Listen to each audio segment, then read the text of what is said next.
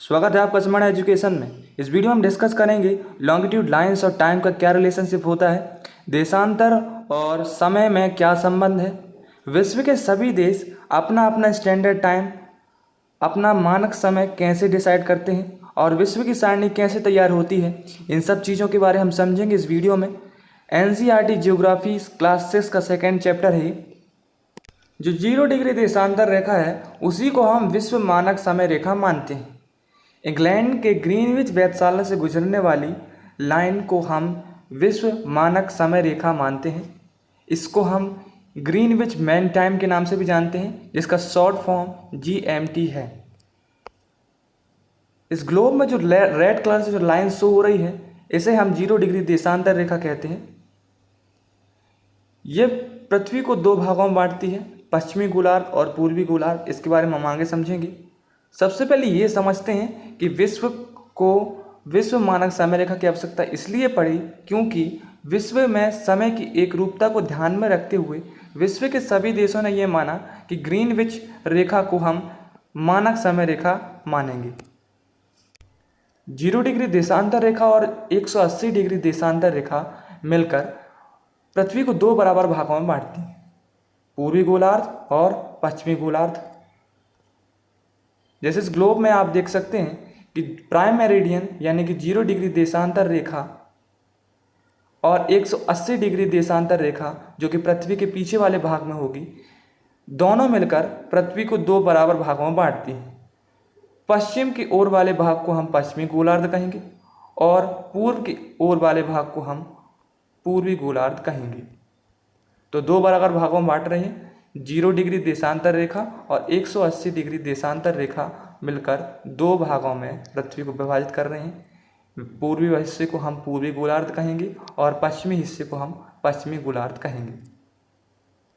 और दूसरी बात ये समझने वाली है कि पूर्व और पश्चिम से 180 तक की अगर हम गणना करें, 180 डिग्री तक की अगर हम गणना करें तो दोनों ही रेखाएं यानी कि 180 डिग्री पूर्वी देशांतर और 180 डिग्री पश्चिमी देशांतर एक ही रेखा में जाकर मिलते हैं, यानी दोनों एक ही रेखा है। समझते हैं कैसे कि मान लिया ग्लोब है और ग्लोब में अगर हम 0 डिग्री देशांतर रेखा को माने और इससे अगर हम पश्चिम की ओर जाएं और पश्चिम में हम कहाँ तक जा पाएंगे, 180 डिग्री पश्चिम देशांतर तक, क्योंकि उसके बाद तो फिर ये ईस्ट वाला यानी कि पूर्वी हिस्सा चालू हो गया। और पूर्वी हिस्से में अगर हम नापें तो यहाँ पर हम जाएंगे 180 डिग्री पूर्वी देशांतर तक। दोनों रेखाएं एक देशांतर रेखा पर मिलेंगी जिसको हम 180 डिग्री देशांतर रेखा कहते हैं। यही 180 डिग्री देशांतर रेखा को हम अंतर्राष्ट्रीय तिथि रेखा यानी कि इंटरनेशनल डेट लाइन के नाम से भी जानते हैं। और प्राइम मेरिडियन यानी कि 0 डिग्री देशांतर रेखा को हम विश्व मानक समय रेखा कहते हैं। दोनों रेखाएं अलग अलग हैं, इससे कंफ्यूज ना हो। इंटरनेशनल डेट लाइन 180 देशांतर रेखा को बोलते हैं, 180 डिग्री देशांतर रेखा को, और 0 डिग्री देशांतर रेखा को हम विश्व मानक समय रेखा कहते हैं। ग्रीनविच पर जब सूर्य सीधा ऊपर चमकता है तो वहाँ दोपहर के 12 बजे होते हैं। दूसरी बात ये समझने वाली है कि पृथ्वी हमेशा पश्चिम से पूर्व की ओर घूमती है, तो जो स्थान ग्रीनविच के पूर्व में होगा उसका समय ग्रीनविच रेखा के समय से आगे होगा और जो स्थान पश्चिम में होगा उसका समय ग्रीनविच रेखा से पीछे होगा। जैसे हमारा भारत पूर्वी गोलार्ध में आता है तो हमारे भारत का समय ग्रीनविच रेखा के समय से हमेशा आगे होगा, और अमेरिका पश्चिमी गोलार्ध में आता है तो वहाँ का समय ग्रीनविच रेखा के समय से वहाँ का समय पीछे होगा। हमारी अर्थ अपने अक्ष पर एक चक्कर लगाने में 24 घंटे का समय लेती है और जो पृथ्वी का एक चक्कर होता है वो 360 डिग्री का होता है, यानी 360 डिग्री जब घूमती है तो उसका एक चक्कर होगा। जैसे आप अपने जगह पर खड़े होकर अगर 360 डिग्री घूमेंगे यानी आपने एक चक्कर पूरा कर लिया। 1 घंटे में पृथ्वी 15 डिग्री घूमती है, 60 मिनट में यानी पृथ्वी 15 डिग्री घूमती है और 1 डिग्री घूमने में उसको 4 मिनट का समय लगता है। ठीक। अब हम वर्ल्ड मैप से समझते हैं कि अलग अलग देश अपना मानक समय कैसे डिसाइड करते हैं। जैसे कि अभी हमने चर्चा की थी ग्रीनविच मीन टाइम की, यानी विश्व मानक समय रेखा जो कि इंग्लैंड के ग्रीनविच वेधशाला से गुजरता है। ये विश्व को दो गोलार्धों में बांटता है। 0 डिग्री देशांतर रेखा विश्व को दो गोलार्धों में बांटती है। पहला है पूर्वी गोलार्ध और इस पश्चिम की ओर का था पश्चिमी गोलार्ध। तो पूर्वी गोलार्ध की ओर हम बढ़ेंगे तो ग्रीनविच मीन टाइम से पूर्वी गोलार्ध का समय आगे होगा और पश्चिमी गोलार्ध का समय पीछे होगा।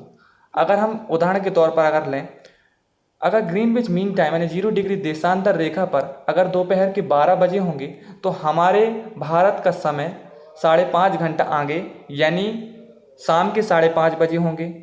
उसी तरह अगर हम पश्चिमी गोलार्ध का एक जैसे कि ग्रीनलैंड की अगर हम बात करें तो ग्रीनलैंड में उसी समय यानी जिस समय विश्व मानक समय रेखा में दोपहर के 12 बजे होंगे वहाँ सुबह के 9 बजे होंगे। तो इस तरह से अलग अलग देश के स्टैंडर्ड टाइम अलग अलग हैं। जैसे बांग्लादेश का जो स्टैंडर्ड टाइम है ग्रीनविच मीन टाइम से 6 घंटा आगे है, पाकिस्तान का 5 घंटा आगे है, चीन का 8 घंटा आगे है और बहुत सारे देश हैं जिनके एक से ज़्यादा स्टैंडर्ड टाइम है। जैसे कि रशिया के 11 स्टैंडर्ड टाइम, जैसे हमारा एक स्टैंडर्ड टाइम है 5.5 घंटा GMT प्लस, इसी तरह रशिया के 11 स्टैंडर्ड टाइम है। ऑस्ट्रेलिया के 3 स्टैंडर्ड टाइम है। चाइना का एक स्टैंडर्ड टाइम है। जापान का एक स्टैंडर्ड टाइम है यानी कि GMT प्लस 9 यानी कि 9 घंटा ग्रीनविच मीन टाइम से आगे। इसी तरह ब्राज़ील का जो समय मानक समय जो रेखा से 4 घंटा पीछे, ठीक है। तो हर देश के अलग अलग मानक समय हैं और स्थानीय समय जो होता है वो भी डिपेंड करता है। जैसे कि हमने अभी पिछले स्लाइड में डिस्कस किया था कि 1 घंटा में पृथ्वी 15 डिग्री घूम जाती है। यानी अगर हम 0 डिग्री देशांतर से 15 डिग्री पूर्व या पश्चिम की ओर जाएंगे तो 1 घंटा का डिफरेंस आ जाएगा। फिर से 15 डिग्री आगे जाएंगे तो फिर 1 घंटा का, फिर 15 डिग्री करके अगर हम 30 डिग्री घूम गए, अगर 30 डिग्री 0 डिग्री देशांतर रेखा से अगर 30 डिग्री पूर्व की ओर चले गए यानी हम ग्रीनविच मीन टाइम से 2 घंटा आगे आ गए। और अगर हम पश्चिम की ओर चले गए यानी हम ग्रीनविच मीन टाइम से 2 घंटा पीछे हो गए।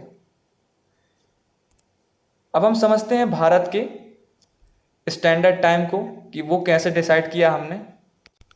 अब हम समझेंगे कि भारत का स्टैंडर्ड टाइम कैसे डिसाइड हुआ।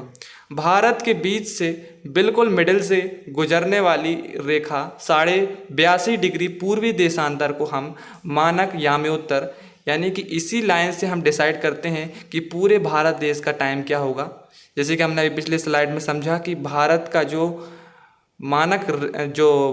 मानक समय है यानी स्टैंडर्ड जो टाइम है वो विश्व मानक समय रेखा से 5.5 घंटे आगे है।